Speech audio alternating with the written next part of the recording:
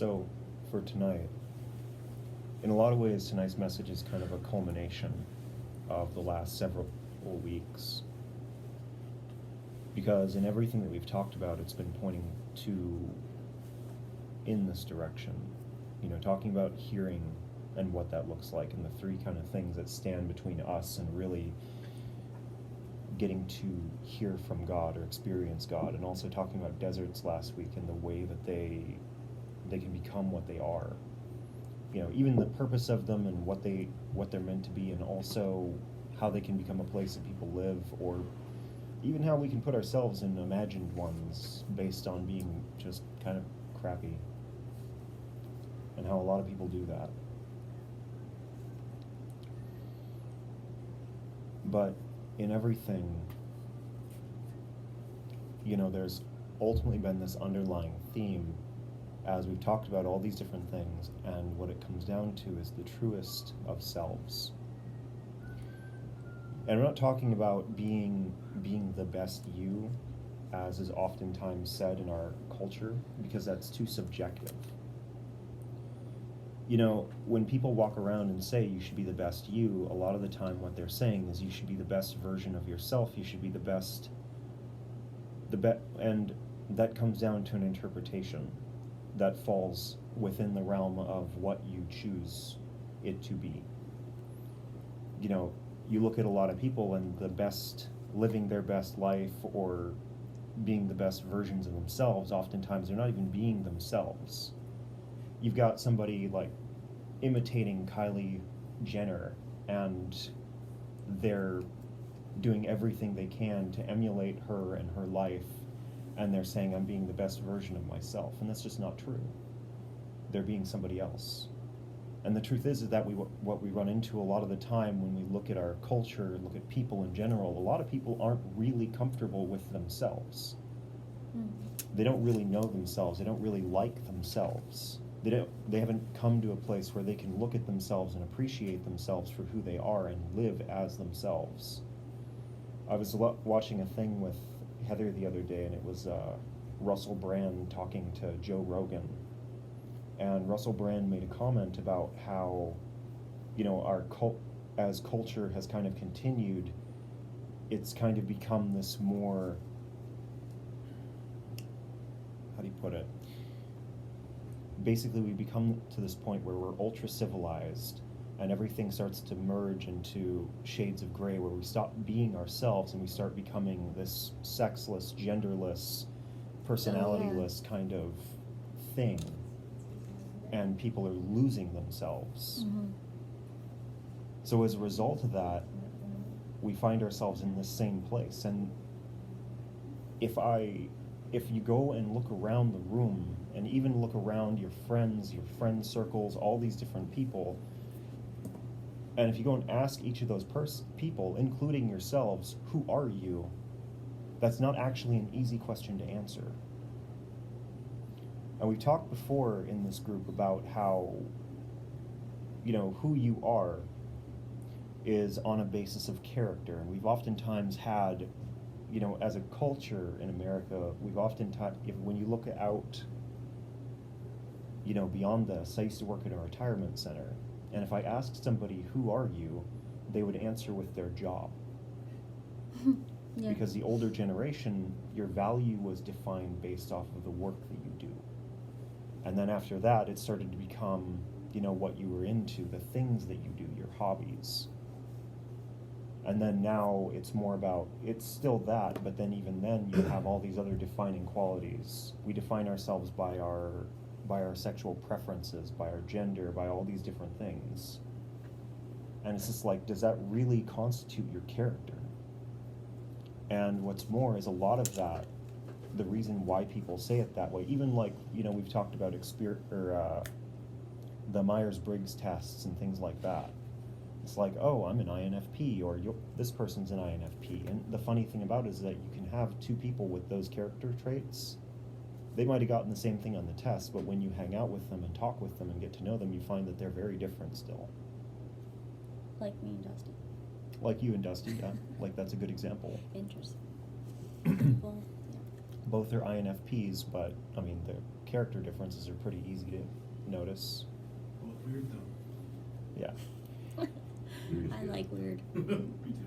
But the point of it all is that, you know, we always try to find these different things to kind of grab hold of, and rather than looking at ourselves for who we are and discerning that, we grab onto these other things and try to compose personality off of that. And that's really dangerous, because that gives you a false narrative for who you are. If you get a, you know, whatever it is, it can do this exact thing. But even beyond that, one of the other things that we kind of find ourselves dealing with and struggling with is just this question of who are you? And there's that element of nurture that comes into a person's existence. You know, a lot psychologists have fought for a long time over whether it's more nature or nurture that affects a person's personality. Because you'll see kids that are raised in foster homes who emulate their parents, like their genetic parents, even though they've never met them. They'll show certain personality qualities. But at the same time, there's so much evidence of how somebody's raised affecting who they become. And see, the big thing with all of that is when we have to look at who we are as a response to the life that we've lived. Because the truth of the matter is, when you're a little kid, you know, you didn't grow up. I'll put it this way, you had to learn to be mistrusting. Yeah. No little kid is automatically distrustful. You had to learn to doubt. Well, little kids will kill themselves thinking they can fly. I mean... Sorry, that's not funny. It kinda is. I tried it. I That was jumped your off the kid, though. fireplace when I was a kid. I was trying to think happy thoughts. I wasn't happy after that. You know, like, as an example, I had a fear of spiders when I was a kid. I had arachnophobia. That was taught to me. I didn't learn to be afraid of spiders because, you know, I was born that way. I wasn't born afraid of them. I learned that because every time that we were around a spider, we lived in Texas originally, and I had a tendency to go and catch things because I thought they were really interesting. And one day I showed up to my mom with a black spider smashed in my hand that she couldn't figure out what it was. And black widows were pretty common. So she set out to ensure that I would not go around grabbing spiders anymore. So what she did was she would scare me every time that I reached for a spider or got near a spider. So when I was 4 years old, I had no idea why I was afraid of spiders, but they terrified me. Kind of like when a little kid falls down.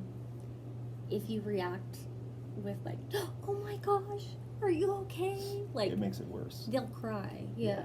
But if you're like, "Oh, whoops, come on, let's keep going," like they may not even like. Yeah. Fine, knock it off. Yeah. So, and you know, like I think I don't remember how old I was. I think it was 5 or 6 when I started to overcome that fear because I just kind of looked at it. I always remember having this little tiny spider, and I like lifted up a log and saw it, and I let it crawl on me. And I just kind of watched it crawl on me, and I'm just like, why am I afraid of this thing? It can't hurt me. And then I smashed it and was just like, why would I ever be afraid of this? Did it feel good? It felt empowering. Jesus. All serial killers. I was a monster as a child. No, you were not. Anyway. You were your best self. No. Oh, God. Yeah. Anyway, the thing of it is that, you know, we talk about these particular things because when we talk about the truest form of our identities, we have to acknowledge that there are things in us that we weren't born with. There were things that we were taught, things that we learned, and maybe there are things that actually inhibit us from being the truest forms of ourselves. And yeah, like sometimes there are things that develop and we don't really know why. Like there are a lot of people who end up with bipolar disorder and they don't know where it comes from. It's there. But the truth of the matter is there are a lot of other things that are not so much. And the question that I was given to ask everybody was, I want you to stop and think about what do you as a person look like? What do you feel like? Who are you when we remove things like bitterness, doubt, fear, depression, hate?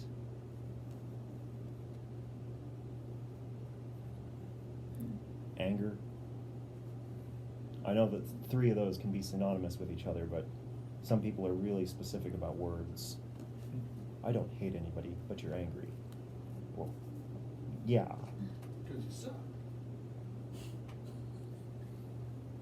Expectations, Competition. competition.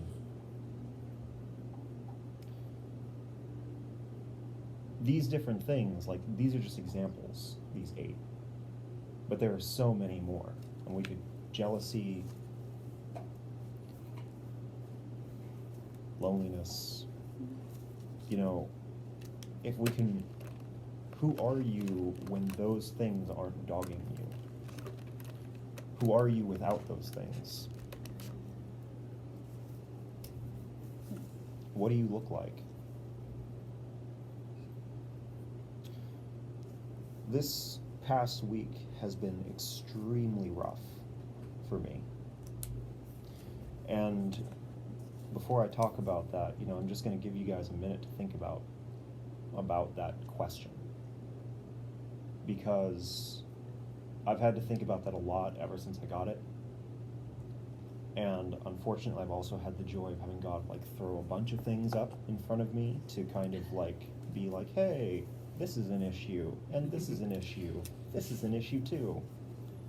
So I've come away with about 3 different things specifically that got highlighted and were really fun to look at and deal with. But it's one of those things where those things that I mention, they're things that are taught, they're things that are learned. Hatred, doubt, fear, competition, they're things that get ingrained in us from a very, very young age. They're things that our parents teach us, or our kids in school, or our friends, if you want to call them that, relationships, all these different things, Qualifiers. variables that go into our lives as we develop and make us believe certain things or feel certain things. And if we don't have an opportunity to be freed from them or have them resolved or be healed or even to see a different light, you know, they can have a significant negative effect because they become absorbed into our person, even if they shouldn't be. You know, you can become a very bitter person because of your experiences, and suddenly when you are standing there at 25, 30 years old and you're looking back, you realize that you hate some people.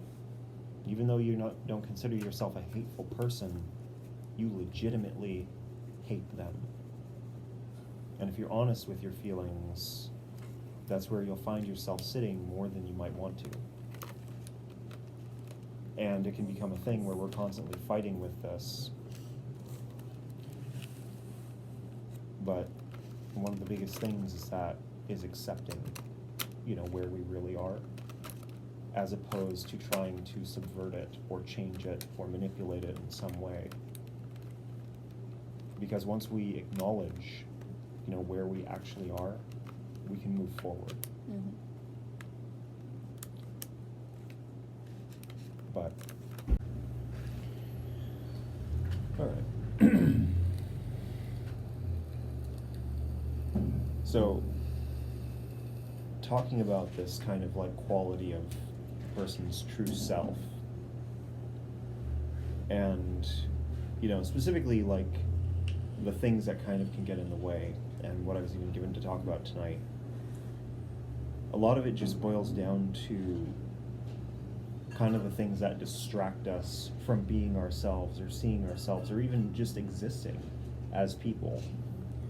You know, I brought up jealousy and hatred and all these different things, and the truth is that a lot of them come from the experiences that we've lived.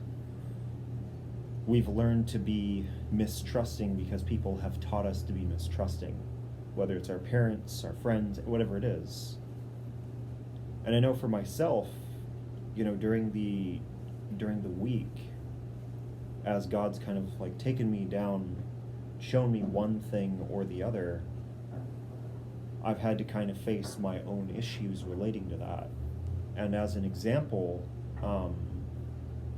as examples of this, these things and how they can really stop you from being true. You know, I know that for myself, I've had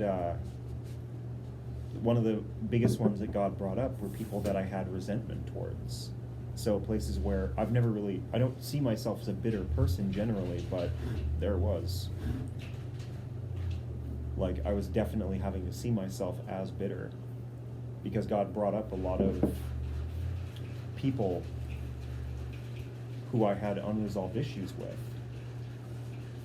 People like my ex-girlfriend and her parents, and then my brother and sister-in-law, and then like all these different people who I was actively frustrated by. And like, whether I recognized it or not, you know, I typically put them out of my mind. But then it was suddenly like the day after last week's group, I was driving around and I was suddenly just reminded of one person. And then I had to kind of like face the feelings that I had and what came up with that. And then I was like, okay, well, you know, that's fine. And then the next person, next set of people, this person, that person, and just these people who had either betrayed me or caused me real, you know, emotional harm. Whether it was my ex's parents who basically came between her and I, and they were friends of mine, and first they pushed for her and I to be together, and then after we were together, they decided that I wasn't good enough and pushed as hard as they could and in the most manipulative ways they could to push her away, or to push me away, until like just the relationship in general. And then they kept interceding or putting themselves in places, so she had to be like there by a certain time and all these different issues. And even though I told her, I was just like, look, you know, if you capitulate to this, it's going to be damaging to our relationship. What's more is the moment that we break up, they're going to stop asking you to do these things, because what they're doing is they're trying to break us up. That's what this is. But she went along with it. And sure enough, you know, when her and I ended up talking after we'd broken up, I asked her about those things. I'm like, do they still demand that you do that? No, they stopped after we broke up. Uh-huh. Imagine that. What a shock. So the thing of it was that, you know, there was very real manipulation and different things like that were happening, and it was very much so a betrayal. And I still have unresolved issues with that, because they continue to be the same people. Even going and meeting up with one of them a few months back, she still came at me with like, we had a good time, prayed together, talked together, it was a good night. And then like the next day I wake up to this long message, which I'd expected, because, you know, knowing their character and their patterns, I knew it was coming, but it was still frustrating, You know, it still kind of galvanized that resentment that was already there. And then, you know, like I could go on, but the point is that there were just people who had caused me real issues who I still haven't entirely forgiven. And as the more that was brought to my attention, the more I had to face like how I have bitterness in my heart. And in a lot of ways, those people, in addition to many, many people from the past, when I look back on it, I have a long-standing issue in this regard that I've learned ever since I was a little kid. Like I've talked about, you know, being on the reservations and having to fight kids there, and about how, you know, when I was in elementary school, even back as far as kindergarten, I can remember just like avoiding people. What I would do is I would go at recess, I'd go on the playground and I'd walk around the edges of the area along the fences, and I'd look for bugs and things like that, while at the same time observing the kids. And all that I saw when I looked out at the kids was them hurting each other. And I didn't really see a purpose in involving myself in that. And the more that I observed and the more that I kind of gleaned, it developed in me this sense that people were bad. And that being around people was a waste of time. They were all treacherous. They were all corrupt. They were all just evil, in a sense. And as a result of that, you know, that became my kind of perspective. And I can say that that's shifted over years, but at the same time, there's still that kind of seed that grew into a lot of different things. And I can say that, like, there's a lot of bitterness in me that feeds into different things. And when I look at it, you know, that's kind of like the root, so to speak. And then from the root comes the trunk and the branches. And those branches look like things like contempt. Places where I've had contempt for people or different views or different things like that, where I thought they were childish or juvenile or silly or weak or whatever. There's also a lot of fear stuff, trying to prove myself, competitiveness, things where I feel like I have to being very defensive. When I think about the way that I'll approach certain situations, you know, if I have to give somebody like a hard word, if God gives me something difficult to talk about with somebody, like I'll sit there and pray, and then it's just like, okay, here's what God's saying this thing about how I have to go talk to this person about how they're being really kind of crappy to their family or their friends or, you know, whatever. My reaction to that is that when I go and like share that word, I'll be very blunt and direct, but my bluntness and directness doesn't look like anything gentle. It's the kind of thing where it's like, okay, this is what life is. This is what I've heard. This is how things are. This is what I see. Have this. Do with it what you will. And it can actually create confrontations that I actually don't want. So it can become it can turn conversations, things like this, it can actually become something far more difficult than I want it to be, but it comes out of this state of feeling like I have to be on the defensive. So I'll be prepared and ready for a fight long before there's ever a chance to even decide whether this is going to be a fight. Sometimes that's what provokes it. Right. If people can feel that. Yeah. You know? And I know that part of that comes from just this bitterness of what I've experienced in life, of people being combative or what I've seen or different things like that. So like that is one example. Another one that God brought up was rejection, and how that's a very real thing that colors a lot of my perception and my acceptance of people.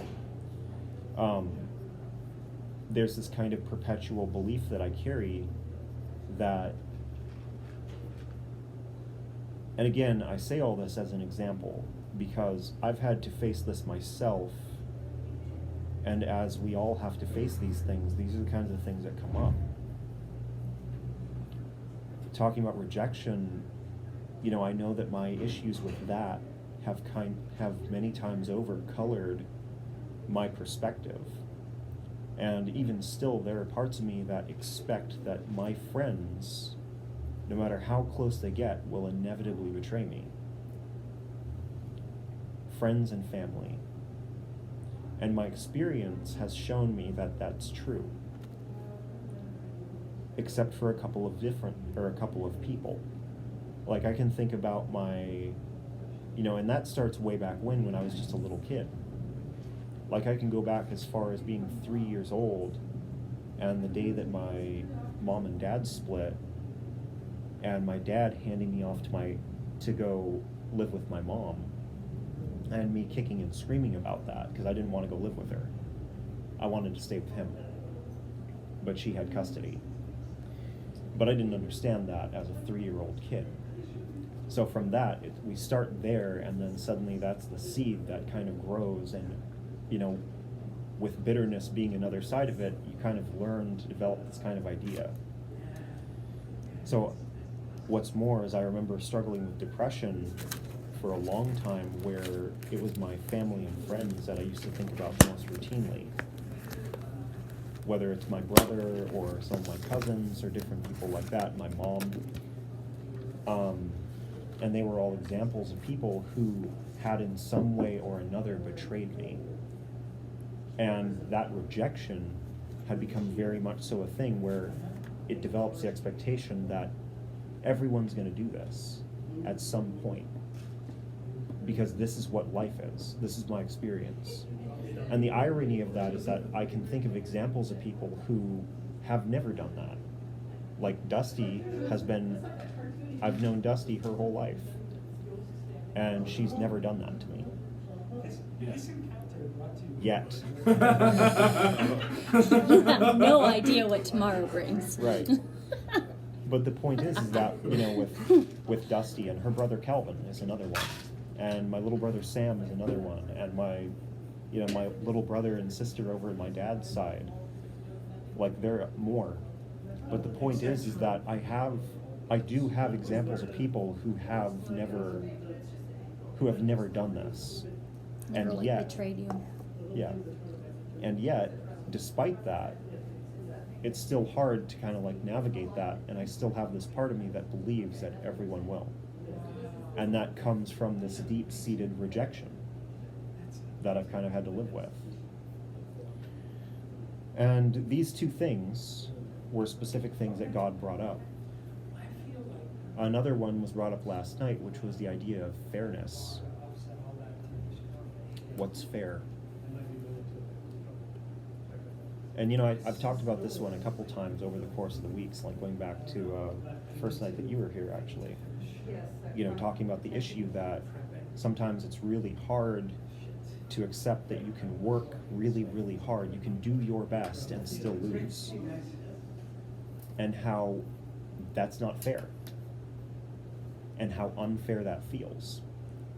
But the funny thing about it is when you take the concept of fairness and throw it in the trash, and we find ourselves stuck in this place of, okay, you can work really hard and still lose. Or you can be really good and still have evil happen to you. Right. When fair falls by the wayside and you have to say this is unjust, or something else, to be more specific, because fairness is kind of a weird chimera of a word in the way that we use it. The definition is, relates to standards and laws.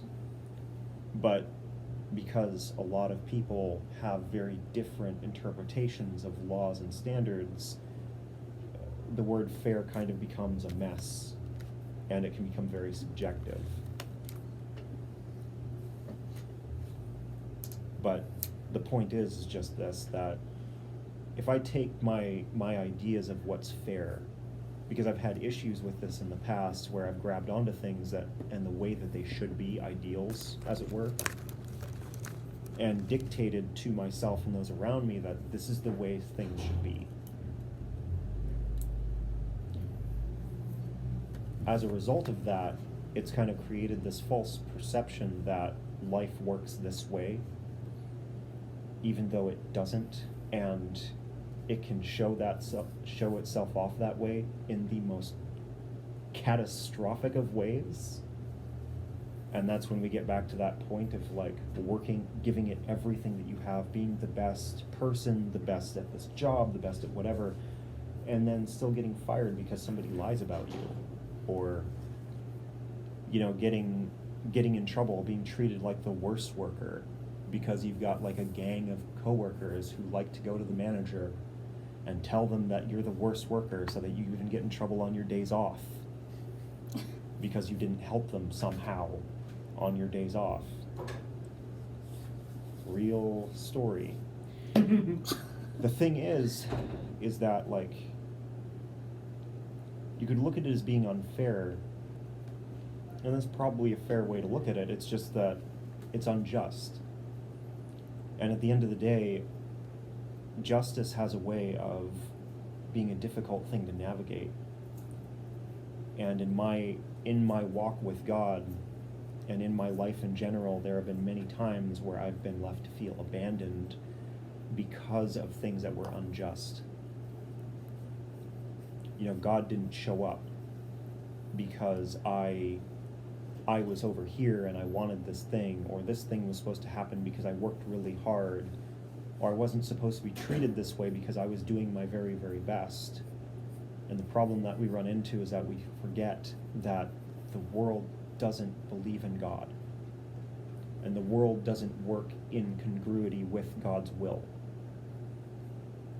So we're trying to have him apply standards that he holds to a place that's feral and doesn't give a damn about what he believes or what he wants. So yeah, it's going to feel unfair all the time, but they don't care because they don't follow those rules. If I went to my manager and said, you know, in accordance with the Bible, this is unfair, she would probably laugh at me because she was an evil woman. But mostly it was because she just didn't believe in anything.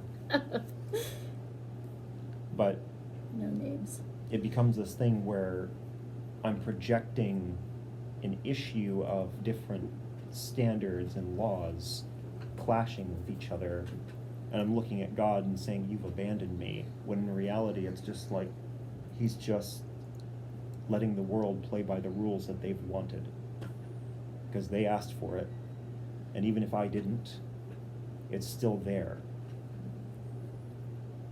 If I'm the only person in the room saying, hey, I want things to be this way, and the entire rest of the house is saying, I want things to be this way, majority's gonna win. And that's just kind of the grim reality that we face. And it sucks, because sometimes the entire house can be really, really wrong. But I mean, if it's you and God versus the house, like, shouldn't that be a Yeah. know, power couple? You know, you and God versus the world kind of thing? Like, That's what I was thinking. I mean, that'd be awesome. Like, it, Work that way. that's true sometimes, you know. So, But other times it might not be true. right. It just depends. Just the fact that it could happen, though, I So- think is what you're trying to point out. What I'm saying is that in real life, you don't always get what you want with that. Yeah. Just because missionaries showed up to a lot of different countries, Yeah. and they came with God at their back, Yeah. and then they got killed Mm-hmm. because those people in that country didn't want God. Yeah. You know, we can talk about the first missionaries going to talk to the Vikings and how well that went. It didn't go well. Some of them legitimately were like people who were manifesting the Spirit of God, and either they got got away, or they got killed. Even back in the day with the church fathers, you talk about the story of Polycarp, who was one of the first members of the church, and the Roman people decided to execute him for his belief in Jesus. He survived being burnt at the stake like 2 or 3 different times. I can't remember how they finally killed him. It was either by decapitation or they crucified him. Oh boy. Oh. So it's this thing where, yeah, like, you and God can be a power couple, but it doesn't mean that that's going to change the world. As followers of Jesus, we set out believing that we can and trying our best to do that. But when the world says no, which even in the Bible itself, it very clearly states the world will say no. Yeah. You know, you really don't work. They'll hate you because of me. They'll hate you because of me, but I'm talking more about like Revelation. Oh, okay. Like, I don't say any of this to say like it's impossible or it's not going to happen or anything like that. I'm just saying the reality is that the world is on its own path. Yeah. And God's not part of that path. At least not to them. So where we find ourselves is that, you know, representing God and trying to be followers of Jesus and bring people to a new place and a new existence. I mean, even talking about God in the context of a church can have enough pushback and enough resistance. Yeah. So to try to say that, you know, anyway, the point is just this, that there are many times where I've ended up feeling abandoned as a result of what I believed was fair and projecting that onto God when, you know, the church is doing its thing that it wants to do. These people are doing their things that they want to do. And we've all been given the right to do what we want to do in this world. So it becomes that kind of issue. What's more is when you talk about fairness, if I'm allowed to show up and dictate to everybody how they should live because I've got God at my back, is that actually fair to them? To force them to follow standards and rules that maybe they don't want to. Maybe they actually just want to live an entirely different life.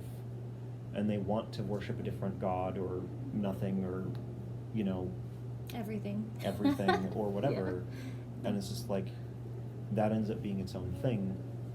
God himself, if you understand his standards and rules, he says choose. You're allowed to make the choice whatever you want. And most Christians don't even understand that. So they go saying you have to believe in God. Yeah. Which isn't God's perspective.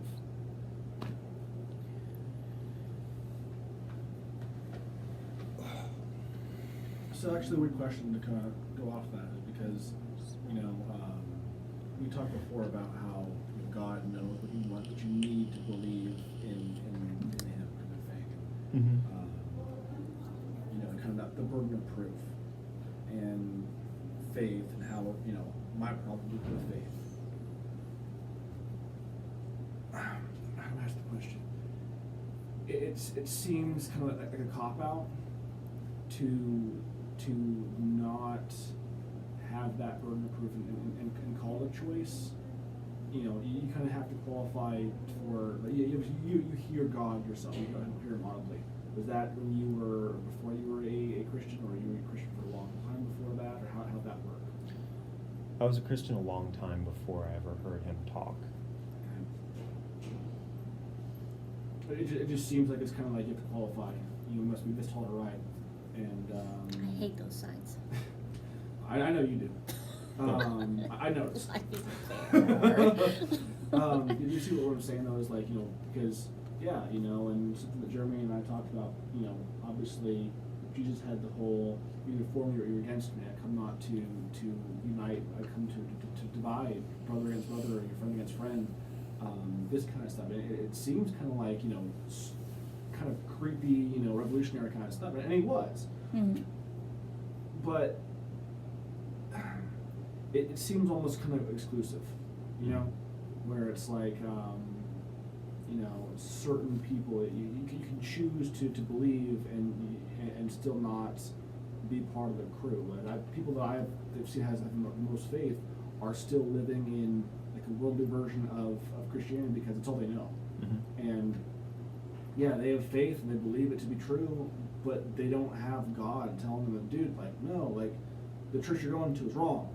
You know, again, people, like Christian people that are good people, flock to Trump because it's all they know. It's all they understand. Mm-hmm. And there is no like intervention. There is no dialogue between God and His followers, Mhm. except for in rare exceptional cases. You know. Mm-hmm. So, with that, I think one of the biggest things to look at and to consider is where people really believe. And like, you know, we talk about good people and righteous people are not always the same thing. Okay. And what I mean by that is there are plenty of people who are good people, genuinely good-hearted, but they don't actually believe in God a whole lot. Okay. There are a lot of the church, even, you know, if we talk about Christians in general, you can go to the church and find a lot of really caring, giving, generous people who are going to devote anything they can. They really want to save people and help people. But when you talk to them about God, you come to find out that they don't really believe in Him. They don't really know a whole lot about Him. They don't really care to. All that they're really interested in is the pragmatic stuff that they can do with their own hands. It's why you have like religions like the Mormon Church, for example, which has such an immense female following. But the afterlife, according to Mormon doctrine, the afterlife that these women are looking forward to is literally all being conjoined to one man or another man, and giving birth to spirit babies for the rest of their existence. And the thing of it is that they're not interested in any of that because it doesn't matter. What they're interested in is the family dynamic that the Mormon Church offers. So it's Yeah. like, it's what they can experience now. And the same is true with a lot of the church. So I know some really incredible people, but I also know that they don't really believe in God. So the idea of them having a conversation with Him where they're going to talk to Him, they don't even believe that they can. So even if He was to talk to them, they'll dismiss it as a passing thought or something like that. And this ends up being the trouble that we run into. It's like we were talking about with the hearing message, where there's a lot of our own stuff that can stand in the way. And good people have things that stand in the way. There are plenty of really good people who have a lot of pride. There are plenty of really good people Guilty of that. like, whose desires get in the way of their ability to hear because they're perpetually stuck on what they need or what they want, and that matters more than whatever God wants. Guilty of that. So it's basically that kind of thing, and it's not intended to be exclusive. The intent, like even with that verse where Jesus says, I come to divide, I come to bring a sword. Right. It's an ironic statement that He brings because, one, it is true, but it's not true in respect to Jesus wanting to come, saying, hey, I want to come and break you all apart. I want to divide the world. Right. No, He prays to God for unity in John 17. The problem with it is that what He understands and recognizes in that point in time and what He's stating is just the truth that, hey, me showing up here, this message, everything that I'm doing, you think it's going to bring the world together, but in reality, it's going to create so much havoc. He's breaking the hive mind. He's breaking the groupthink and the Exactly. nodding smile. When I Yeah. show up and say, hey, you know, love your neighbor as yourself, that's apparently really big. And, you know, for the Jews at the time, they couldn't accept that. They had no interest in that.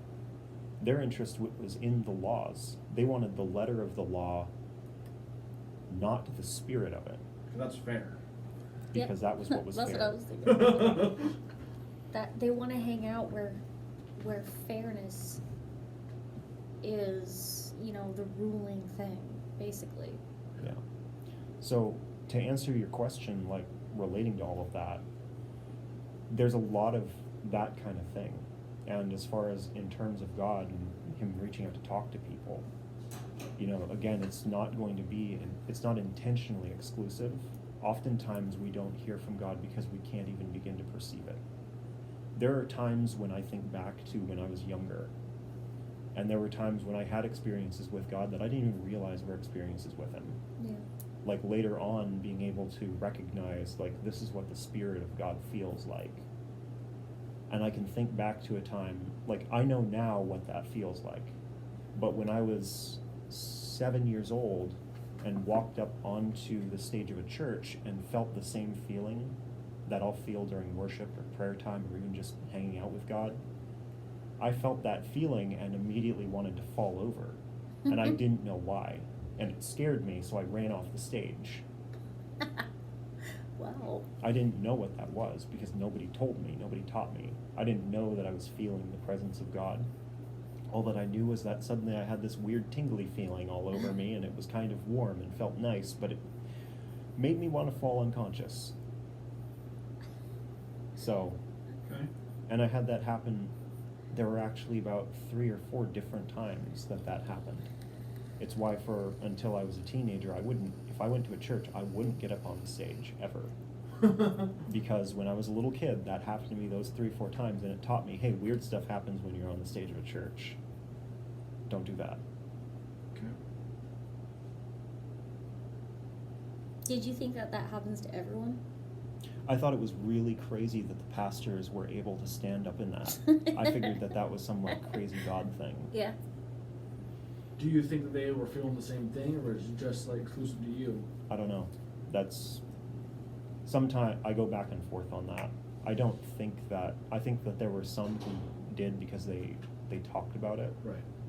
but What there were mattered some was where, what God was trying to convey to you. yeah. So, whatever the answer, like, I don't quite know, totally. Yeah. Because I have friends of mine of different faiths and stuff, and like Mormons and Muslim friends, where they all kind of claim the same, like, feeling God, they feel the presence of God, and it's like, how can every faith claim these same kind of feel goods, the same kind of, if God is true and all these other fake gods, how come every religion, every faith has the same kind of, stimulant or response, Yeah, Sorry, I'm sidetracking a little bit. that's fine. And that's the thing, like, there's a thing to talk about in terms of, 1, you've got God reaching out to people, and 2, you've got other spirits that will mirror those effects. Right. Like it's funny, because like, Jeremy specifically, when he was into paganism, he felt things and experienced things. And I still remember when he first moved in with me, we moved into an apartment together, and I lost my job the day he had just finished moving himself in. So he wanted to pray. Yeah. So we went into his room and prayed. And mind you, this was before, like, I heard God's voice at any point in time that I can Right. recall, but I still knew what his presence felt like. And I still knew what it felt like when he showed up. And I'll never forget, like, sitting down and praying, and we're in Jeremy's room, sitting cross-legged and, like, across from each other, and we're praying. And suddenly, I just feel the presence of God just fill the room. And it was heavy and thick. And I'm just sitting there, I'm like, oh, God showed up. Hello. I was like, I wonder how Jeremy's handling that. And I opened my eyes for a minute while I'm praying, and Jeremy's literally sitting there like this. It was intense. That's awesome. And that was the thing, was like, afterwards, when we finished praying and everything, he's explaining the fact that, for him, he'd felt things like that as a pagan, but never so intense, never Yeah. so powerful. And that ends up being the kind of the divide here, is that there are other things and other spirits. There are all kinds of other beings that call themselves gods, but but they don't have anything on God. There's kind of like they're here and he's here. They're not even in the same league. in terms of the effect and the power and different things that happen. So you might get like somebody might give you a prophecy from tarot cards or something like that. And yeah, it'll be succinct and order, but you won't have them give you a word that's going to be specific to you 10 years into the future that happens exactly as it was laid out. Whereas you might have that with God. I know I'm still seeing things popping up here and there. An example is I was just asked to be the groomsman at a friend's wedding. I think it was 5 years ago. He got together with this girl, and then she broke up with him. They were only together for a month. And God told me, because I prayed about it, and God told me that what he was doing, he was just like, I'm going to use them to work with each other. Because he needs to become more willing to go out, and she needs to become more willing to sit in. Basically, he was really a homebody and was afraid of change, and she wanted nothing but change and was very chaotic, but she was afraid to settle. And traveling, and yeah. And he explained this. He was just like, I'm going to use the two of them to draw each other, to better each other. Right. And he was like, and I am going to bring them together. They will get married. That was years ago. 4 years ago, I get a text from my friend showing me a picture of the two of them together, and I'm just sitting there. At first, I had a lot of reservation because I was worried about it. But then, like, immediately I was reminded of that when God told me 4 years earlier that he was doing this. And the irony of it was talking to them and finding out how specifically what they said was happening was that he talked about how she had been opening his eyes about how much he needed to get out more and go experience the world more and do more. And she spoke about how she had come to experience that she needed to be more willing to settle because settling wasn't as scary as she thought it had been. Okay. And I remember just sitting there and listening to this and being like, okay, Imagine that. Right. imagine that. I had that prophecy written down. Like, I wrote it down after I got it 5 years ago. And then, I don't know what happened to it. It was in like a little moleskin binder that I used to keep in my Bible. But it's somewhere. But the point was that I wrote it down and dated it specifically because it was a thing that I was doing at that time. But that's the point, is that God gave specifics about what he was doing and why, and that this was going to happen. Okay. Because he's the only one that actually knows the future. Yeah. To the point that it's not a prediction. Yeah.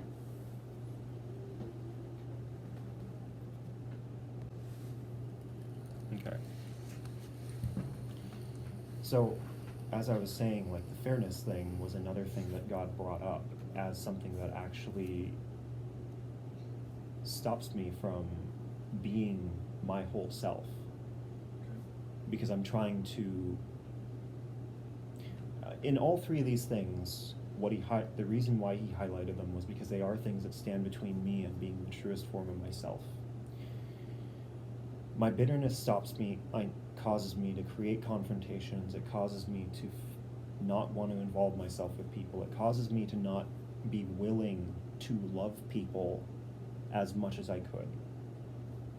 Because I'm so busy guarding myself against the perceived threat of them that I'm not willing to go be very outgoing. I'll sit there and wait and make them prove that they're actually into this That they're before I actually go safe. do anything. Yeah. Prove that they're safe. Gatekeeper. Yeah, exactly. The same is true with the rejection thing. It basically puts me in a place where I'm constantly wanting, like, quietly deep down inside, wanting to guard myself from this inevitable thing that's going to happen. Because my experience has taught me that everybody does this and it hurts. So even when I share about myself with people, I only come at it from a source of strength, where it's just like, okay, I've already prepared myself for your rejection. Now I'm going to share it with you. So it's kind of like my shields are up and my hand is out, Yeah. if that makes sense. Yeah. And then the final thing is the fairness thing, and feeling abandoned by God puts me in a place of not even entirely believing that God's going to do what he says or have my back. And it has nothing to do with him. It has everything to do with things that didn't go the way that I wanted them to, or that I thought they should, or the expectation that I had. And maybe God didn't even put them before me or intend for them to happen, but because I wanted them to or thought they should, I was upset.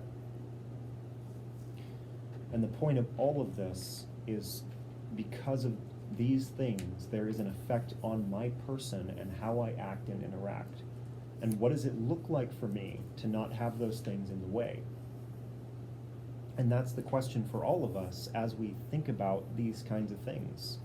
You know, whatever it is that's there, the hurts that we've gone through, the pains that we've felt, the experiences that we've lived through, and the scars that we carry as a result.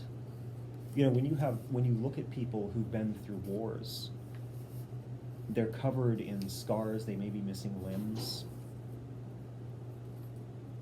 And those things are on their bodies, a sort of reminder of what they've gone through. And sometimes when people have those kinds of scars, and it's not just war, I'm just using that as an example, Right. they'll look at those scars and they can tell you where it came from, how it happened, and sometimes they'll even have to experience the feelings that they felt. This is the shrapnel this is where they pulled the shrapnel out of my hand from the mortar shell that killed my best friend. They have to go through that stuff again and relive it again. And that can color their person, as they don't want to feel those things or see those things. Suddenly you've got people doing things where they're, to their bodies to try to cover these up. Tattoos, for example. I heard about a guy at one point who was in a really bad accident and had to get a skin graft, and then he just covered it with tattoos so he didn't have to be reminded of what he looked like. And the thing of it is that's a physical representation of what so many of us go through and do with our emotions and our spirit. Some time ago, when we talked about healing, we talked about the spiritual gift of healing, we talked about there being 3 kind of aspects to a person: physical, spiritual, and emotional. I think I had a different word for it, but basic concept is this: mind, spirit, and body. And this kind of aspect of us these 3 different aspects of us that can be affected and hurt, and the way that we'll respond to that pain, and we'll live in response to that pain. If we're spiritually hurt, our belief, our faith, our doubts, they can become so egregious that, we can stand there, we could have God stand right beside us and tell us how much he loves us, and we could still not believe because of the pain that we have. The emotional and mental stuff, that's ultimately what a lot of tonight's about, because it can stand so much in the way of who you are. And then the physical stuff, that can be a factor as well, but I won't say it's rarely that, it's less common than the emotional, because a lot of us can, have those parts of ourselves healed to a point. There's more focus in medicine on physical healing than there is on emotional. Yeah, that's true.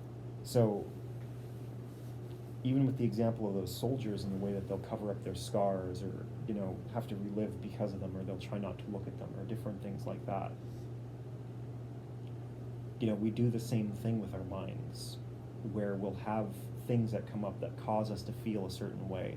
I know that for myself, one that was brought up is that when I get on the defensive, I can get on the defensive very easy when I'm in a confrontation. That was never the case. Up until I started working in the church, I could handily be in a confrontation and be fine. But then after working in the church for so much time, being in love with people and wanting the best for them and having them effectively stab me for it, it's created a very different kind of a dynamic with myself and people, and being confrontational. It's the end of relationships sometimes. So as a result, like, I can be very much so on the defensive over that, and the moment that it feels like a confrontation, I might not even totally feel it, but my body language, my tone, these different things will shift in a way to make people feel like, oh, you know, he's really pissed. Yeah. There's kind of a detachment there. And we're not always aware of those kinds of things. We don't always recognize it, because in some way we've kind of satisfied that struggle inside of our minds and said, oh, I'm okay here, when everyone in the room knows you're not. You're saying, oh, this isn't a big deal, but at the same time you talk about it all the time. It's got you in a state of depression all the time. Every time that they ask you, how are you doing, you're just like, well, I'm dealing with this.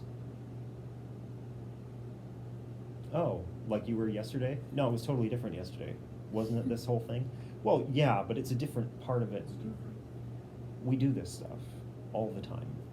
And it stands between us and being free to really just be ourselves. You know, like, the thing of it is that when we talk about, you know, this kind of thing where it's like who you are, who you're meant to be, we talk about that because it's something that, you know, biblically you find a lot of, you won't find a whole lot about it in terms of being specific to those words. It gets extrapolated in a lot of ways from what God, from what's talked about pertaining to God. Whether you look at Genesis and the thing where God's saying, you know, he looked at his creation and said it was good. He didn't build depression and doubt and fear into us. In fact, the first sin came about as a result of doubt. You know, Adam and Eve were lied to, they doubted God, and then they sinned. A lot of people focus on the act of the sin. They don't focus on the why, what brought it around. Yeah. And the truth is that a lot of, you know, like I said last week and at different times, what God's shown me so many times is that a lot of the sin stuff comes as a result of the emotional stuff. It makes it okay in our minds. We don't have to care, we need to cope, or, you know, whatever. There are a lot of different reasonings that we come up with. And sometimes it's just the lack of faith that God's not real anyways, so why not? Unless he's gonna, like, strike me down for doing this thing, I'm gonna do it. I'm still here. So it ends up being this collection of different things that come up. The other parts of it are that we talk about, I believe it was Jeremiah, where God was speaking to that prophet and uttered the phrase, you know, I knew you when I knit you together in the womb. Like it was said, you know, you'll have people are born with character already there. Babies have character, young children have character. Sometimes it's like, and the funny thing about it is, like, you can see things one way or the other, and your perspective will dictate how you appreciate or not, or don't appreciate. I've seen a lot of people where you'll run into a little boy who's just kind of like running around and doing stuff, and he's excited, and, you know, half the room thinks he's irritating, half the room thinks it's hilarious because he's so excited. And in reality, the kid's just exuberant because he's a little boy and he's learning about the world around him. And it's so interesting and fascinating. He has to touch everything and then he breaks it. The point is that... Sounds very specific. The point is that you've got different sides of the room, and their perception is what's dictating their judgment of this kid. The kid himself, though, has his own thing, and it's just that exuberance, just that joy. And while one half of the room might enable, the other half of the room might squelch. Mm. And that can be really damaging, because suddenly we're being told that things that are okay. If I'm excited and happy about something, am I wrong to be excited and happy? Well, of course not. But that's not always how we treat it. We might see somebody excited about something and we might scoff at them because it's silly or whatever to us. And then suddenly that puts in their mind that I shouldn't actually show how happy I am or how excited I am. And the truth is, we've all experienced things like that. I remember. Breakup sucks. Yeah.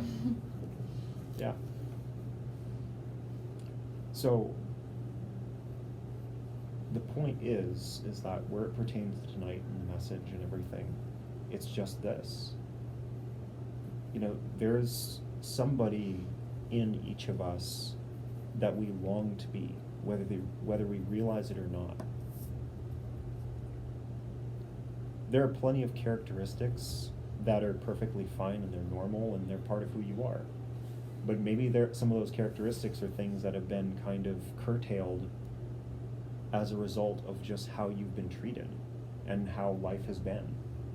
Maybe there are things that you can't even believe in about yourself, even though everyone in the room can see it. Mm-hmm. They can feel it, they know it. You don't, because you don't believe in it, because you've been so, like, broken down. Like, the last metaphor that I'm going to use, I hope, is there was a story about the way that they used to train elephants in India.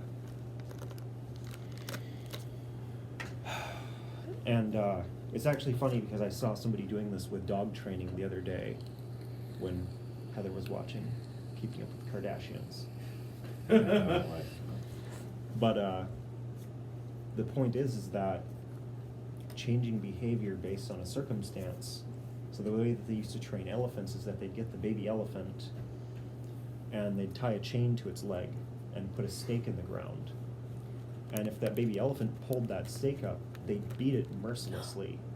Oh my gosh. That hurts. I don't know why. until Jeez. until the baby elephant stopped messing with the stake. What the? And at that point, that elephant would grow up thinking that as long as that stake was in the ground, it was stuck. So it would walk in circles around that stake.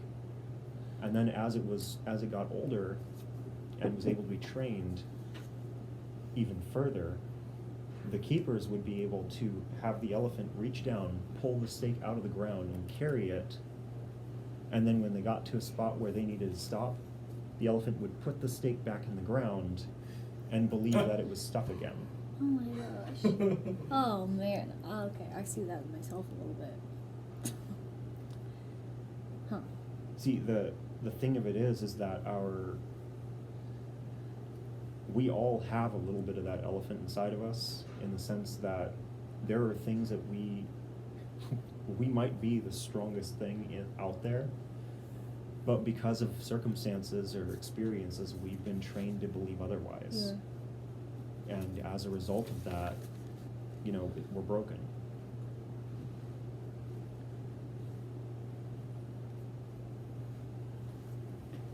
And the truth of the matter is that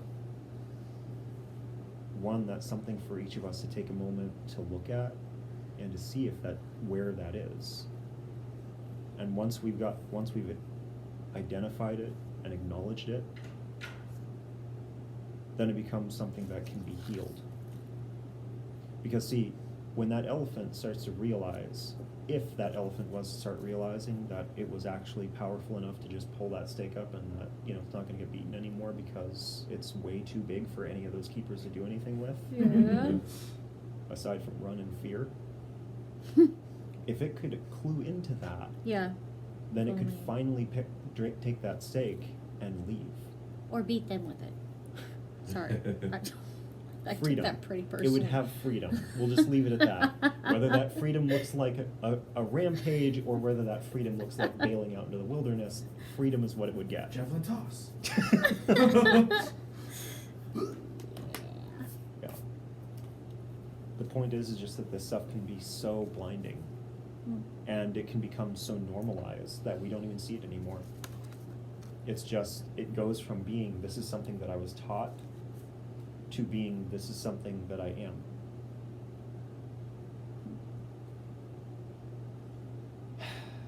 Okay. As an example, I have an enormous issue with people smacking their lips around me.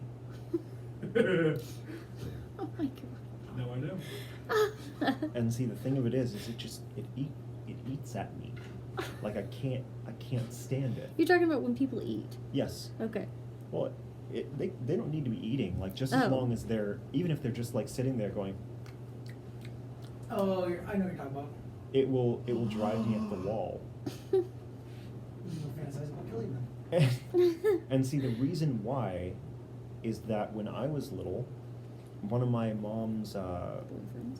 ex-husbands, he used to, if me or my brother smacked our lips around him, we would get handily beaten for it.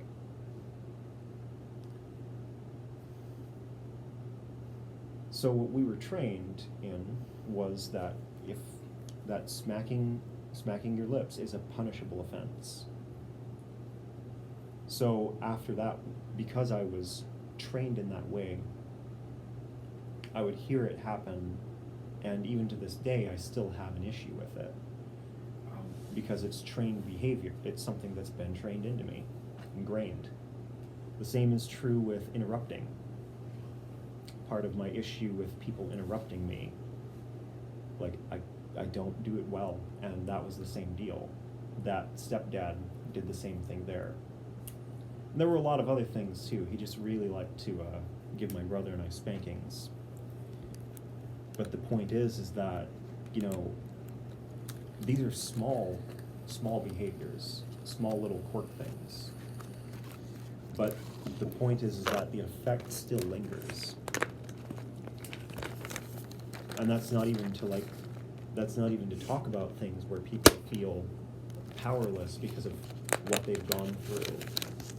Like, fortunately, I at least don't have that. But the thing is that I give the example of these small behaviors in myself trained from what was actually really inappropriate behavior, to say the least, on behalf of my ex-stepdad. But we also have all these stories where other people have been broken down in other ways. And that now, as a result, we have these residual effects lingering on that aren't real. They're not real problems, they're not real, they don't actually stop you. But because you believe they do, or because you've been taught, or trained, or indoctrinated to believe this, you live with it.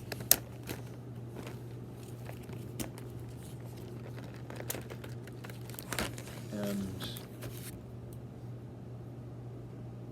I think the big thing here tonight is that we're going to spend time praying with each other to just be free of those things.